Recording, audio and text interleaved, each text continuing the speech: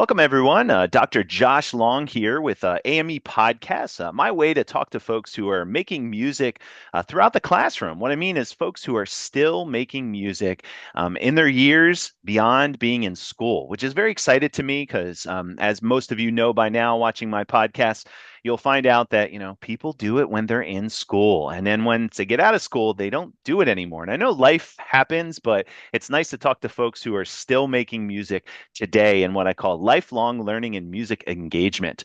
We're sponsored by Art and Music Emporium, serving artistic excellence.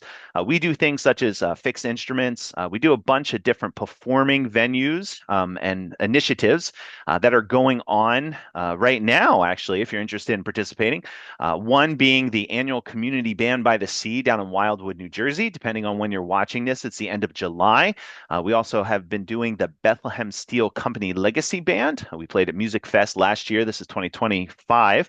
We did that and this year we're going to be playing at the Industrial Museum in Bethlehem. So we're kind of excited about that, and that's all going to happen in October, as well as Tuba Christmases. So if you're ever interested in being involved with any of our performances, you can actually participate. We do one rehearsal prior to the concert, and that's usually the day before. So a lot of folks who come down to Wildwood, for example, do not live there. They come down and spend the weekend and play some great music.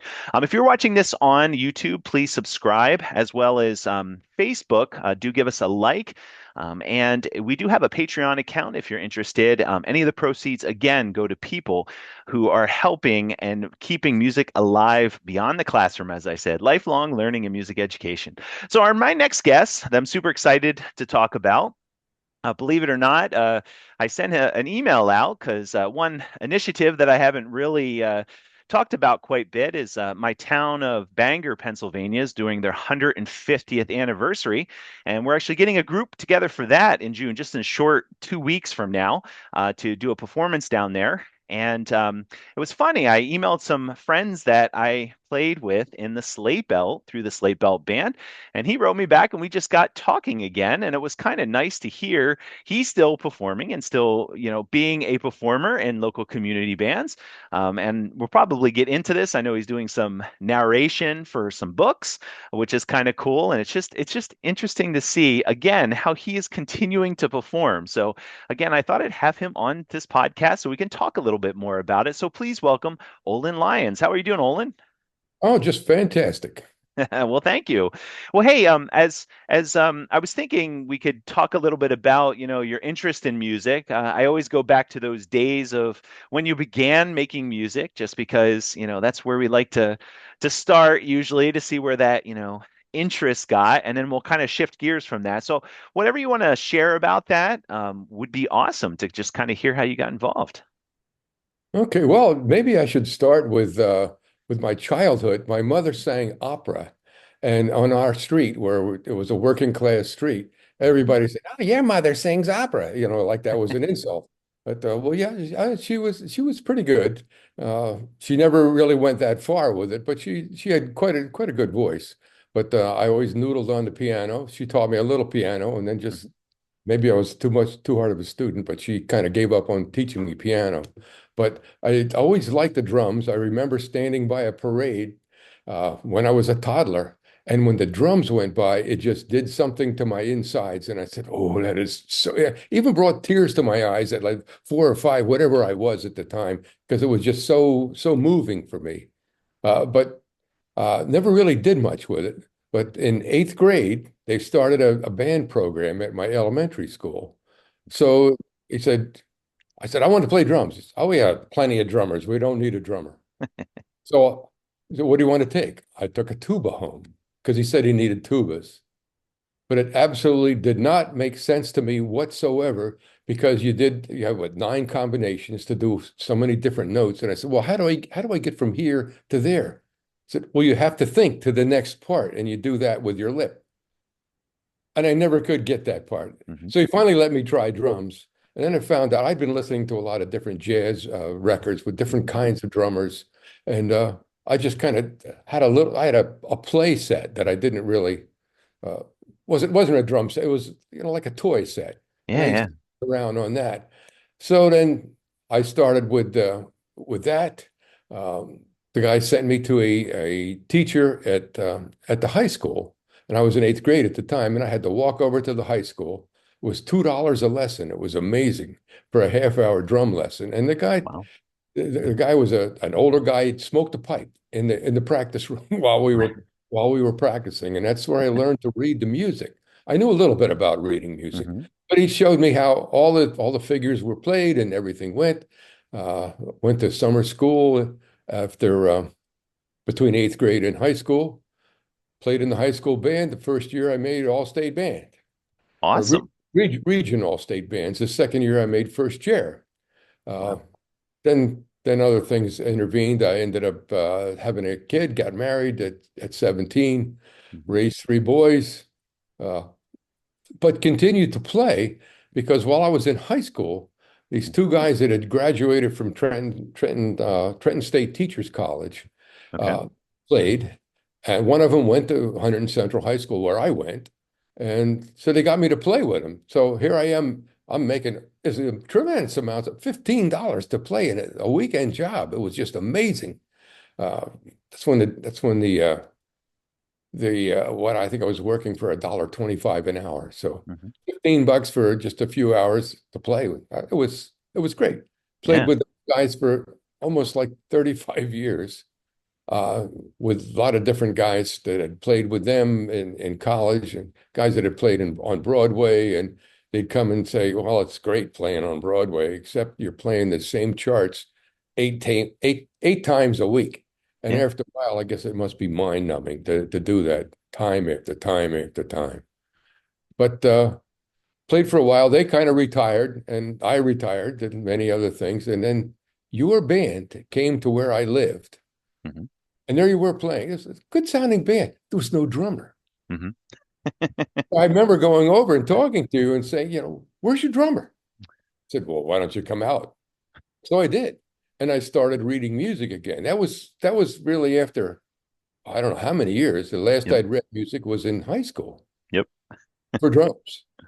So going with you was it was fun. It was a lot of fun. But the band kind of started to dwindle out. And Hmm. I got recruited to go with the Bethlehem Municipal Band, Uh-huh. which I did, and I played with them until I moved to Florida in 2019. 2019. Oh, that's cool. It was amazing. It was amazing how some of the charts that I had to go through with the Bethlehem Municipal Band, Hmm. I thought man, that's kind of difficult. Yeah. But I could get through most of it, and I was covering a lot of the ancillary parts as Yeah. well. Hmm. But we did end up with a timpani player who refused to tune the timpani. He said, "Boom, boom, sounds good, so that's what I'm going to go with." So, okay, but so we after a year or two or three or whatever, Hmm. some of the charts came back that I originally started. I said, "Oh man, this is a tough one." So where's the tough part? It wasn't there anymore. And just by playing, practicing every week, we went year round with our practices, and discovered that your mind gets sharper. The more you do it, Hmm. the better you get. It's amazing how that works. Yeah. So, That's cool. Yeah, I actually have some questions for you actually, and we'll dig into that a little bit of what you're doing today because I'm really excited about that. And great to hear you're still, like I said, down in Florida still playing. I know I did hear little tidbits that you went down there, and it's nice to see that you didn't stop. But hey, I got a couple quick questions for you. When you were in just to kind of back up a little bit, when you were in high school and playing and all those kind of stuff and learning how to play the drums. And it's kind of funny, that you mentioned that they gave you a tuba, because I'm just going to share this little anecdote. We always joke as music teachers, we always get everybody wants to play drums. And then, everybody, we give them other instruments. And then the weird thing is, and I'll say this all the time, as you just mentioned, when I do a lot of performances, I need drummers. And I'm like, wait a second, everybody always wanted to play drums, and now there's none. You know what I mean? Meaning in the community world. But anyway, just a side note. But I was just interested. You made a comment how you were so interested in the drums and you were listening to jazz too. What was it about the drums that playing that just captivated your, your interest, your motivation? to play. Because it seemed even when you said when you were a kid, you were just taken away by the drums. I don't know if you could just explain that a little bit. Just wanted to dig a little deep in that if we could. I don't know, just kind of fascinated with watching drum solos with guys like Gene Krupa and Buddy Rich and Max Roach. And uh, Max Roach is a totally different kind of drummer, a Hmm. bebop drummer. But Yep. adding all these things together, listening to the Dukes of Dixieland, just listening to all the different kinds of stuff. Yeah. And then I could do that stuff. I could listen to it and I could play it. So when I started with the eighth grade band, and he let me play the drums. He had all the drummers come around and say, "Well, just read this, and then just play what you'd like." So then I just let loose with a 5 minute long solo of all the stuff that I'd heard, and he said, "Okay, you're going for lessons," and that it was kind of the end of it. But I mean, it's just something that just what is it, stirred my soul. Yeah. Yeah. When I heard all that stuff, I mean, it just to hear something done and have it done well is Yeah. it just I'd really enjoy that. Yeah. Well, Any yeah, and definitely like the one thing you were talking about. I mean, you mentioned a lot of, big band drummers, and I know they were very hot at that time, when people were watching them. I mean, they were, just like how they would play and how they would do different solos. And I'm fascinated by that, for example, just because, how they would just add so much to, and I don't want to sound coy in saying this, but like, just sit here and play, people just banging on something, they had it so planned and so, melodic, I guess is the way I want to say, even though that there's no melody in the drum, and I don't want to say it that way, but it's like just so planned and so very, talented as what they were doing and, obviously, making music, as you know.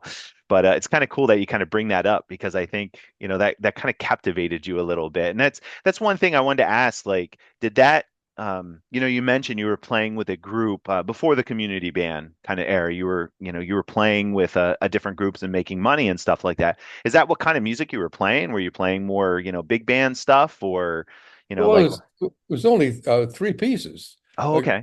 guy with a quarter box that did a bass line, but we Okay. also had a stand-up string bass player who doubled on valve trombone, so we could get a lot of sound out of just the three people. Wow, So that's cool. so we played a lot of standards. Yeah, Uh, yeah, okay. we played Proud Mary 17 trillion times. And well, anybody wanted to play it again, but still, that Yeah, kind of sure. thing. We play weddings, bar mitzvah. We had some permanent bar gigs Yeah. and little different things like that. Yeah, that's awesome. And it's awesome to hear about, the different performances you did with that because I know that's one and not I'm not trying to be negative, but I always say back, that it seemed like there was a lot of live music need, and just like you said, where you're getting paid. And I know it still happens today, and I know it still happens at some bars and stuff like that, but it's kind of, it's one thing that I'm always still, eh, the recording era, the DJ era. It's like it's cool, but there's just nothing but live music. So I agree. It's funny. We at the church I go to now, we I sing in the choir, yeah. and one of the guys said, "Can you put together something from my community?" Because he knew that I had some contacts in there. And I said, okay, I'll ask around. And so the assistant conductor is a retired band conductor, band director, and music teacher, and all that kind of stuff. Hmm. And I'd played it in a swing band with him, and he played bass, Okay. but he also plays trumpet in the band where he's assistant conductor and conducts. Hmm. So I said, would you be interested? And he says, oh yeah, I got a keyboard and I can use the bass line and we'll bring a trumpet player and let's use a singer. So we put this group together and it was like I was playing in the gig band back in the 60s, in the 50s. Played all the same stuff. It was amazing. And we got paid. Yeah. Yeah, that's awesome. Yeah, it's cool that you can kind of, jump into that right away. That's awesome. Yeah, It's just what are we playing? Okay, let's go. so And go ahead. I'm sorry. uh, I was going to say, it, I tried to get with a couple different groups here that went with one, Yeah. and we just got together to see how it would sound. And it turned out the guy really didn't want a group with a drummer. Yeah, he just wanted to use his effects, and he wanted to play just one particular genre all the time, and he wanted his effects. He didn't want anything added or taken away or anything. Yeah. So that didn't work out. Yeah, I And understand. one of the guys got me to set in with another different group. This is a guitar player, and that guy did really wanted to play only folk music, and he just totally destroyed what was happening. So, Hmm. and now the same guy has come back, and he ran into a blues singer, and this, as a matter of fact, Wednesday we're going to get together and see how that goes. To set up because he's leaving for Wyoming for the summer, and some Yeah. other people. We're gonna see if it's something viable for when all the snowbirds come back. Yeah. So we'll Yeah. see. Yeah, that's awesome. Yeah, that's cool. And it's cool that you're, doing these kind of, little like groups, where you can kind of just jump in and perform together. Because that's, I just think it's neat how, you know, um, beyond, and I'm not saying, the larger ensembles, beyond the larger ensembles, it's nice when, folks get together and kind of make their own like versions of music, or like you said, go back to the standards and play. It's really neat Right. just to see that activity. But this is going to be primarily a blues generated Yeah. group. So we'll see. And apparently this woman had toured the East Coast with a name group that she's able to retain. So I don't know. We'll find out. Yeah, you'll You know, find out. sometimes people talk a nice game, but when push comes to shove, you can't play. Yeah, right. No, I They understand. don't sound. Oh, they don't sound right. They Yeah, sing flat. Who knows? yeah, I understand. But it's cool. You're just jumping in, and just trying it. That's neat though. Yeah. Good. So one thing that I wanted to jump a little bit in the kind of the community band world, and talking about when you started with us, and then also Bethlehem, and then obviously moving on to where you are now, and we'll talk a little bit about that. But it was kind of neat. You made a comment about how up to that you weren't really reading music because this is more playing by ear, how the songs go, those kind of things. And then once you started playing in those different kind of groups, the community band kind of group. I was just interested to hear a little bit of what motivated you to do that, especially, trying to get back into the reading music, from back when you were in high school. You know what I mean? I just wanted to get some idea about that. What motivated you? Your group, Oh, when I started with, I mean, this is fun, yeah. and I think it keeps your mind sharper Hmm. because you really got to concentrate. Yeah. It's a lot of the things we played in Bethlehem as well as down here are the compilations of different things where you start out in you're at a slow four. Next thing you know, you're in cut time, and then you change to 3/4, and then of course the drummer he's got 74 bars of rest and waits for something else to happen. And you come in and then like we've played stuff where it changed different rhythms like 6 times in 12 bars. Yep. Uh, but just needs they just have to pay attention and you have to learn how to count again.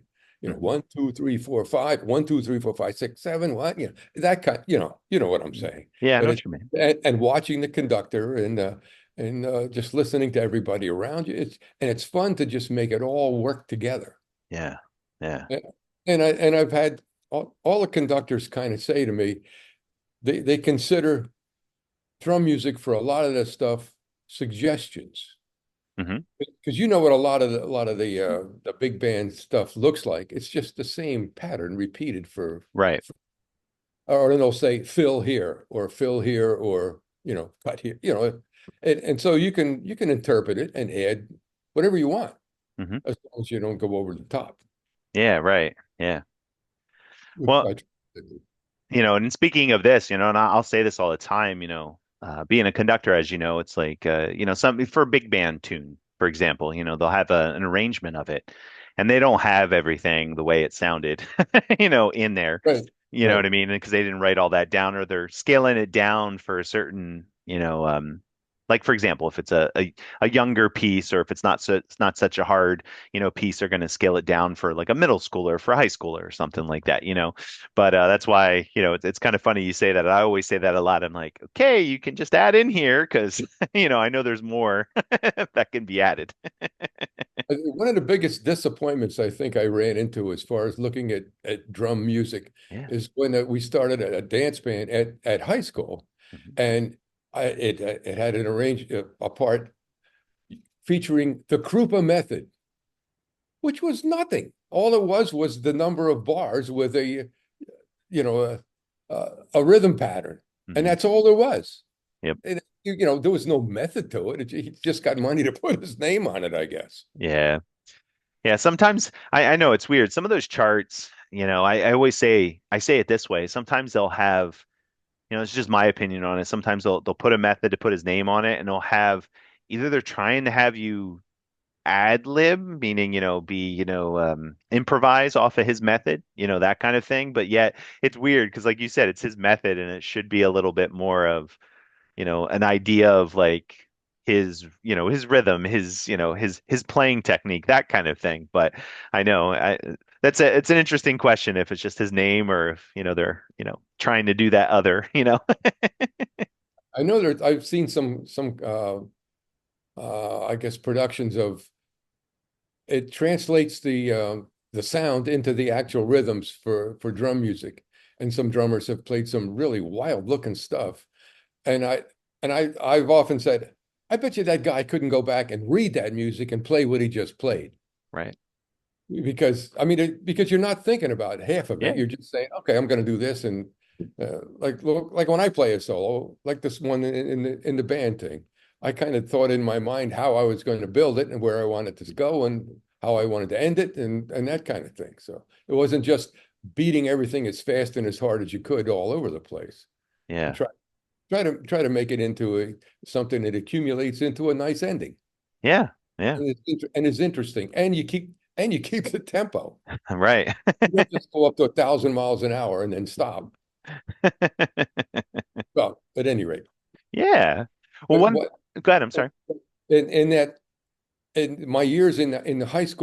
school band, we had a new music teacher graduate from Trenton State, and all the years afterwards, I keep running into his name on a whole bunch of music. Jerry Nowak. Oh, yeah. Hmm. You're familiar with the name? Yeah. I'm familiar with the He was name. a music teacher. He was Yep. he was a pretty sharp guy. Yeah. Yeah. Yeah. There's a lot of music out there, a lot of band music out there that, he was involved with either written or he, arranged. You Right. know what I He mean? changed a lot of stuff. Yeah. Hmm. Yeah. That's cool. That's awesome that you kind of run into him. Yeah, hey, well, one thing I want to ask too, you made a comment about, being in a group like a large ensemble, the community group, as you said, you jokingly said, I'm waiting, like 72 some measures to come in. What was you mentioned that it was interesting to you to put it all together, and see how it fit, and I was just interested to see if you could explain that a little bit more, how um, you kind of are already, how you're just not kind of hitting the drums and just, hitting whatever accessory percussion that's going on, that kind of thing. You know what I mean? Just to make sound. But I'm just interested if you could talk a little bit more about that. Well, I think knowing the music sometimes helps a lot, or at least Mhm. knowing what it's supposed to sound like. Like we just did. Matter of fact, I've an alternate group that goes through the summer down here. We're doing a Queen medley. Oh, cool.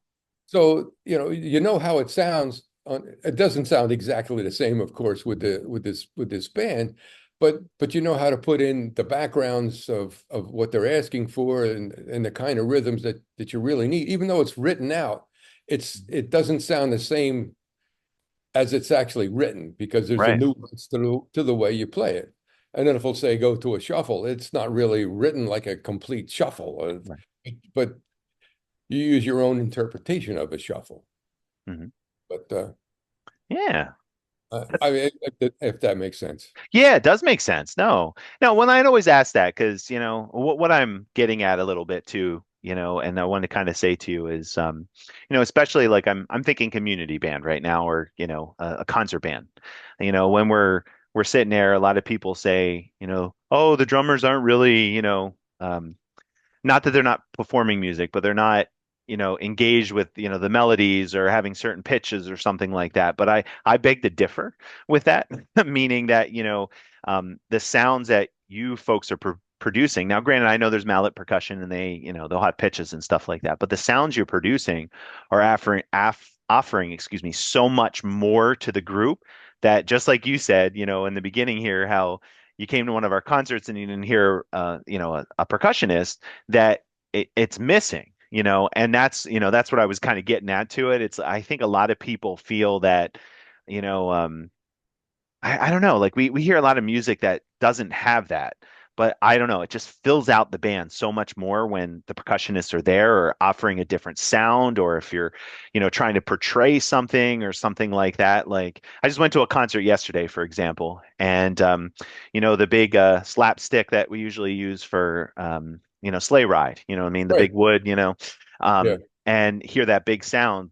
They were they were trying to portray just a really, really thud sound, and that's what they were using. And it was just, I don't know, it's just like if that wasn't there, you wouldn't have got across the sound of what the piece was trying to portray. You know what I mean?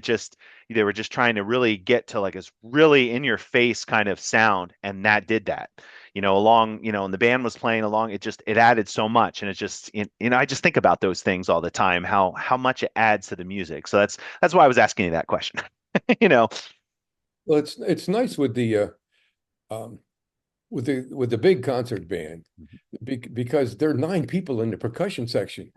We've got a girl that's playing timpani, Yeah, woman, you know, yeah, okay, girl, whatever, younger than me, so it's a girl, yeah, and understand. she kicks butt. She really really does a great job. And then we've got other people who are um, classmates in the university of the conductor. Hmm. So they're in the percussion section and they handle a lot of other stuff, the triangle and just different sounds like the slapstick and sleigh Yeah. ride and Yep. that sort of thing, and maybe suspended cymbals. But Uh-huh. I always take a drum set because I can use that for something in some of the other stuff, and I could just play the snare. Hmm. But we also have two mallet people who come in are so professional. They just come in before the dress and just play the rest of the stuff. But we rehearse all week. But one guy he'll just get a call and he'll go play with Chicago Symphony for a weekend gig or something. Yeah. I mean, he's that good. I mean, he's just incredible. So just a lot of these people are just ultimate professionals. We've got a first chair clarinetist Uh-huh. who is also a vascular surgeon Hmm. who could play anywhere. I mean, this guy is that good. He's just one of the best clarinet players I've ever heard. Yeah, and it's crazy you say that because I think that's what the cool thing is about community bands. Kind of twofold. There's the folks who've, majored in music and are in music and do it every day, and then, there's folks who are a surgeon, a doctor, or and it's a mix of everything. And and one thing I wanted to ask about that with you, going in there, just because you're noticing these people, what do you learn from them? And I'm just interested. Like, you can just hear that they're performing, and doing such great things. Or like you said, they'll get picked up and go to Chicago and stuff like that. But like, is there anything that and it doesn't necessarily mean that, you learn a technique. That's not what I'm saying. I'm just interested in what kind of thing you see when, you're involved with these people, if I may ask. Well, that's kind of the problem though, because when I'm bringing my stuff in and I got all this junk to set up, so I'm the first guy there, Okay. and I'm the last guy to leave. So I really don't get that much time to Okay. interact with a lot of the people. But you Sure. get to know them after a while. Sure. But it's just getting to just meet the different personalities and Yeah. just talk to them about what they've done and that Yeah. sort of thing, I guess. But it's it's not as uh, it's not as deep as I'd like it to be at a lot of times. But Sure. I've made a Sure. lot of friends, a lot of good friends. Yeah. Yeah, well, and that's good. I mean, it's good you say that. And I know I always feel bad, as it's like, not to be smart here, the flute, I'm a low brass guy, so of course we have our lugging instruments, but the flutes or whatever they have, it's very small. They can throw them in a little case and they're done. And with you, I know Yeah. it's like massive amount of equipment and you got to move. It was funny the way I joined this band because Uh-huh. well, we decided to move down here and we went with my wife's cousin to look at houses. Okay. Uh, and so I searched to see what any kind of activity in the area, and I found the Charlotte County Concert Band. Okay. So I wrote them a note saying that, I gave them a little background and said that I'd be moving down and would you be interested? Could I, try out or just join? And they said, well, just let us know when you're actually coming. So we moved down in the summer, Okay. July, and practice didn't start until October. And so I said, I'm here. And he said, okay, just, pick up your music at such and such. And they sent me a note saying, so I didn't know what they were. I figured, well, maybe I have to play triangle or whatever. So I showed up and nobody knew who I was. And then I said it again. And then the music librarian, who happens to be in the percussion section, said, oh, yeah. And she came over with my music and she gave me a snare drum. Oh, Just like, okay, you haven't even heard me play. She says, well, he thinks you're going to be okay. So so I was kind of nervous at the first rehearsal. sure. And he just and he stopped one section because after a 28 bar rest, I was a measure off and where I was to come in. So, Hmm. but it's just one of those kind of things where Yeah. okay, and then after that first practice, a guy came over to me and said, it's really great to have a guy back here that's keeping our rhythm straight because the conductor had a tendency to sometimes just slow down Okay. or change things. So I was keeping everything on an even keel. So That's awesome. it kind of made me feel good, but Yeah. Well, it's awesome that and this is one thing I wanted to ask you. You were obviously moving, and you're moving, from Pennsylvania, and we're moving down towards, Florida. And I was actually interested, what motivated you to just look them up? I mean, you made that comment like I'm gonna check out somebody, and you did, and you continued with it, and I asked that question just because you could have easily just stopped and that's it. You know what I mean? but no, I was leaving the Bethlehem band that I was heavily involved with played with them all the time. Hmm. And I didn't want to stop that. So Yeah, I wanted to see if I could get into something like that. And we played a lot of the same stuff. that's So cool. it's just I was really happy that I was able to jump in the way that I did. And it's been, well, 6 years now. Yeah, yeah, yeah. Well, that's cool because the only reason I'm asking that is just and I keep trying to dig at what it is just because as I say that, and here, let me give you a little context of what it is, and this is what I'm grappling with is, researching, I guess, if you want to say it this way, and what I'm interested in is I find a lot of people who, will play, like I said in the beginning, who play in high school, and that's the biggest one because they're involved with high school, their friends are in it, in the group, and they end up stopping because, high school stops, right? They graduate, and some of them continue not everybody, but some of them do continue and then they go to college. And it's a way to meet friends and do all those kind of things and continue to make music. And then when that stops, that's kind of been the pinnacle point that I see a lot of people stopping, and what happens is usually everyone's like, oh, life starts, or like how you made a comment in the beginning, you have kids to raise, you have a family to take care of. And that's kind of the stories I hear. But yeah, some people continue to make music. And the reason I'm asking these questions is I'm trying to always get to that source of why people continue to make this music, and want to continue to be involved. And it's just really interested to me, to hear that you were so upbeat with, Bethlehem Municipal Band, performing, and then that was one of your staples that you needed when you went to and you moved to a different state. And it's kind of cool to hear because you didn't know anybody in the group, just as you said. You know Yeah. what I mean? No one. You know what I mean? And it had to be something more than just, everyone says, "Oh, it's social," but you didn't know anybody and you continue to play. And that's the reason I'm asking these questions because, it just seems like it highly motivated you to just kind of make music, and have that feeling. And I just didn't know, and I'm going to ask this question, and if you know it, it's fine. It might be a deep one, but you know, what is it about, playing that, like got to where it's like, I'm going to a new place, I got to do it. Not I'm the prime example of it. I've moved around, and I've been different places and things like, but I always have to pick up my instrument. I don't know. It's just, want to be involved with a group. Well, that is kind of deep, but I Yeah. think it's just because it's so fulfilling because you get something done. I mean, especially if you start out on a piece that's really really kind of difficult, Yeah. and everybody else is struggling, and you're struggling a little bit too, just to make everything mesh together. And then when it finally comes together, usually the bad dress rehearsal means you're going to have a fantastic actual performance, and it's worked out that way a lot of times. So it's just and it's just so rewarding that you can do it and you can bring pleasure to other people that I guess that's it. Yeah. I mean, it's just like one song we did uh, where I had to set up bongos and timbales, and I played all four of those parts, well, two parts in this one particular song, and we ended up with everybody in the rhythm section all playing the same parts in the last was Cuban something or other uh, for in the last 12 bars, and it was just an incredible rhythm, and we're all just wailing away and smiling at each other and having so much fun. So, I mean, that's it. I mean, That's it. That's good.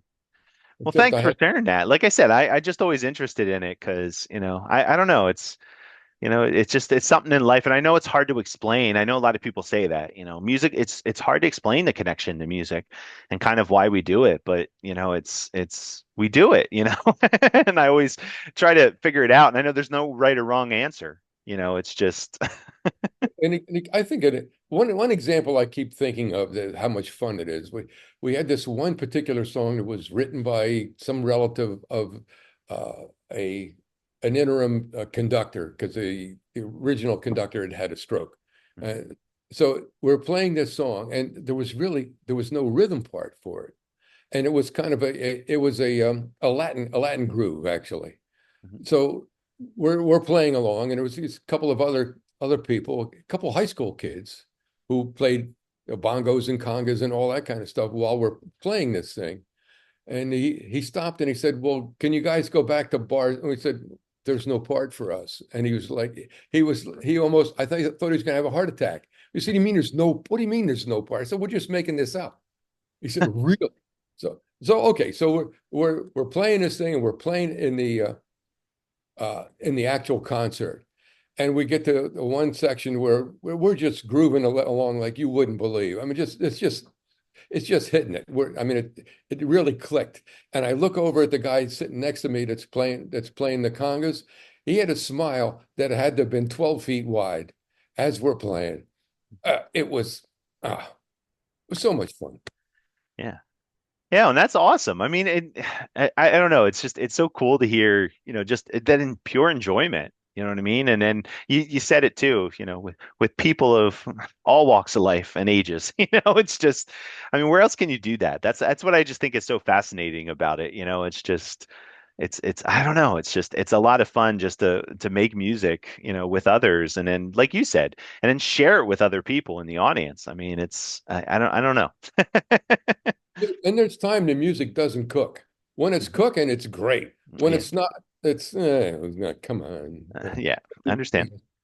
But but most of the time, with the stuff that we play, it like a compilation of Jersey Boys, all of those kinds of things, or really deep symphonic things that we do. We actually changed the name to Symphonic Winds of Charlotte County, so people don't think we just play marches.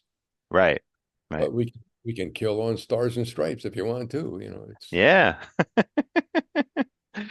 That's awesome. No, that's awesome to hear. And it's also, and I'll just share on the podcast here. I know you're wearing if you want to explain a little bit, I know you're wearing one of the Bethlehem Municipal band shirts, right? When you well, were, actually, it's a commemorative T-shirt from when we went to Washington, D.C. for Memorial Day concert at the Air Force Memorial, and Mhm. did a, weekend trip to just play a part of a program for the day and spent the weekend watching Memorial Day parades and all that kind of stuff. It was Yeah. neat. Yeah. Yeah, that is neat. That's neat. That's awesome that you do that, and you think of those experiences because that's the other side of this too. I always ask about because we end up doing a lot of different performances and those memorable experiences, and that's why I always ask that question, just because it's nice to hear you still remember them and they're still sitting in your memory. Not that. I asked them, what's the most, and that's going to be actually my next question is this the most memorable experience that you had as like a music maker? Because I always like to know that just because, it's just very interesting to hear, And it could be multiple ones. For me, it's always multiple ones. But the ones that you could just think as clear as day. And I always ask, like, what is about those experiences, you know? I, that's tough because Yeah, they all kind of run together because they're all memorable, especially at the time. Because hey, we got through it, we did great, and I yeah, only messed up 3 or 4 times, and whatever. Yeah. But I think when I think back to that, looking over at that guy smiling like he was, and we were just wailing away, it's just the idea that we were having so much fun. yeah, It's just I guess that's the whole thing. yeah. But I play with a smaller band too Hmm. that goes through the summer, and Hmm. we play at nursing homes and different kinds of things, uh, like the Sleep Out band did. Hmm. Yep, yep. That got that kind of thing. But that's about 50 pieces that we're playing with though. Yeah, But it's still because you can see the enjoyment a lot of people get out of it, and yeah. Yeah, if I may ask, how many groups are you in right now? oh, uh, the Symphonic Winds of Charlotte County. Okay, That's the main symphonic band that plays at the Performing Arts okay, Center at high school, always inside. And then there's the Suncoast Wind Ensemble. That's the like the 40 or 50 piece group that plays nursing homes and just private private gigs at different places. That's okay, that's all for free too. And then every once in a while, the same person that runs that, the Symphonic Winds, um, the Suncoast Winds, has the Suncoast Swing Band, which is like an 18-piece swing band, and okay. I get to play with them on a kind of ad hoc when they need somebody to help Hmm. out. Sure. But the drummer in that is one of the guys that started the band, so they can't get rid of him. So Mm. so I play when he can, um, and then I play with well, that's it. Just the three bands actually on a regular basis, Okay. and we're starting this. We're going to see what this blues band does. If that Yeah, blues band. Right. Yeah. So I was gonna say, because you do those little pop-up groups and stuff. the I couldn't think of the name that the first group that I talked about that didn't work out. The guy wanted to play only Tom Petty songs. Hmm. Eh, they're okay, but Yeah. to me it just sounds kind of generic. Yeah. Yeah. I understand. Yeah, but that's cool. That's cool to hear all the different groups, that you got into.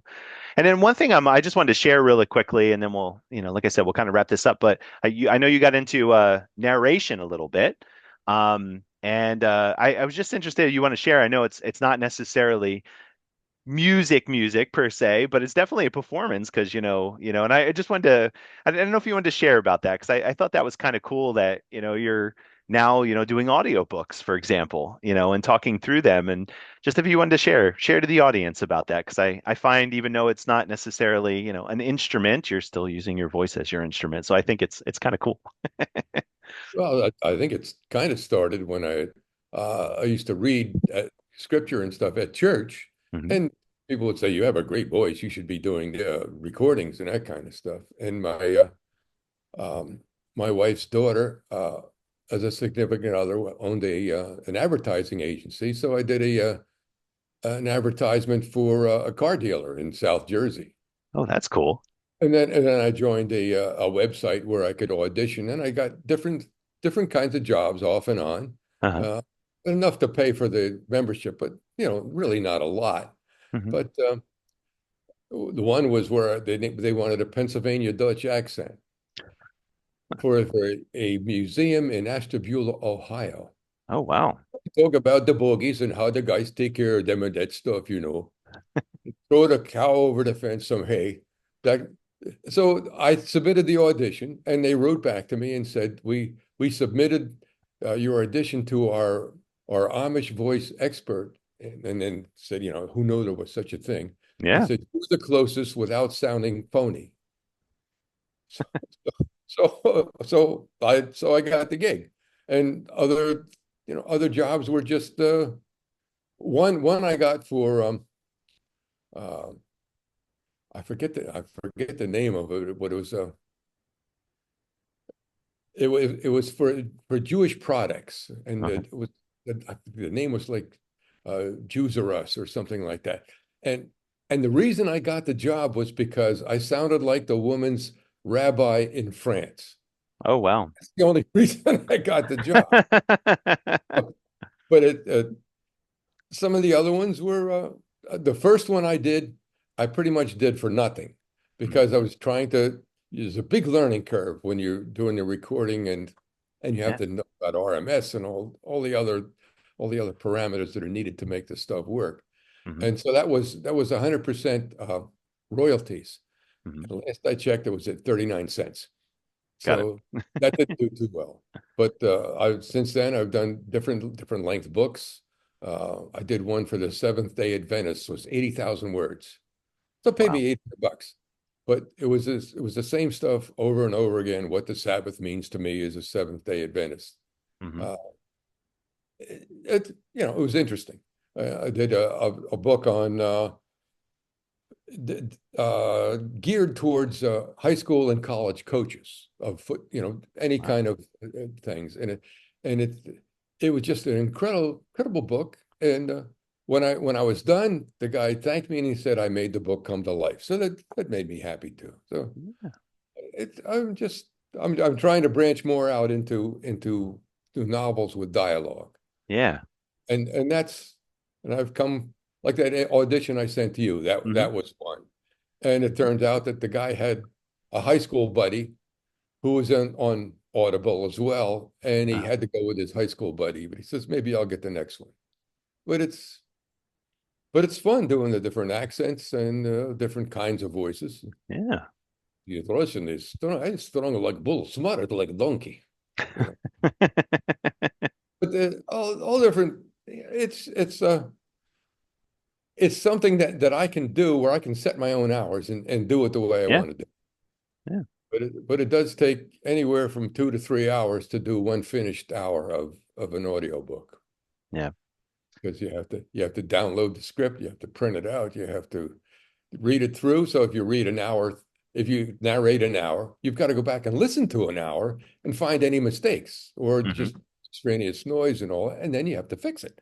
And then you have to get it all set to the right audio parameters and send it in. Yeah.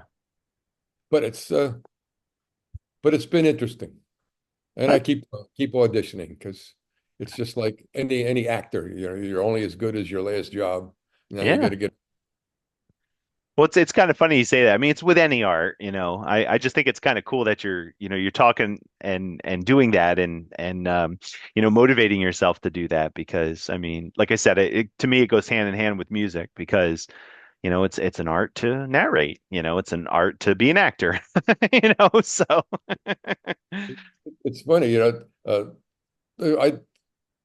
I'm always toting this heavy stuff around at the band rehearsals and in and out and all that. And we were discussing how old we were to some people. And the guy said, I'm really old. I'm 67. I said, well, I'm 82. And they just don't believe it. So, but I think because the fact that I keep my mind sharp by yeah, reading the music, because you really have to concentrate. And if you don't concentrate, if you don't use your faculties, you're never going to do it. So, and I think that it helps. Plus physical shape, lifting all that stuff. yeah. Yeah, well, it's funny you say that because, I think that's what a lot of people don't understand with music is that, I always say this, they think it's just a volume that you turn up and down, that kind of thing where it's not as very involved to make the music, to think about the music, to understand the music, to study the music, to play the music, we can go on for hours talking about it. But it's just really interesting to hear you say that because I think that's great that you're doing it because, I think it's offering so much to you, and making it, very, very fun so that, it's just making things great for you. So that's awesome. Hey, one thing, as we're kind of wrapping this up, and this is something that kind of goes on the same line as of what you were saying here. I deal with a lot of folks who have played instruments or used to play instruments and I know you didn't really stop. I mean, it seemed like you kind of continued throughout your life, that kind of thing. But as you were I'm just interested in what you would say to others, and especially, where you are and what you're doing and what you're still doing, to keep them involved with music making, and I was just interested what you would say as we're wrapping up this podcast. Well, to give you an example, there was a woman at our church who was in the choir, who was a retired music teacher, played flute, and hadn't played in a long time. And I said, "You have to get back to play." Said, "You must do this." She says, "Well, I haven't played in a long time." And I said, "I bet you're going to get nailed right back. How many years did it take you to get as good as you are? You're going to waste all that? Get back in it. Get out there." She joined the band. She's happy as a clam. She just says, "Thank you so much for talking me into this." Because woman was a widow, uh, and it gave her, you know, another direction that her life could go in that she felt really fulfilled. Mhm. So I was happy to have her, and because the more the merrier. And she plays some nice flute. Well, very So well said. Very well said. I know and it's so great to hear that, especially, being a music teacher. I mean, goodness gracious, I think a lot of what people worry about is, I used to do this in high school, or I used to do that. And, I always describe it like riding a bicycle. If, you'll get on it, you might fall a few times, but you'll get it. It'll come back. It'll come back like that. So, the more motivated you are, and that's just awesome to hear.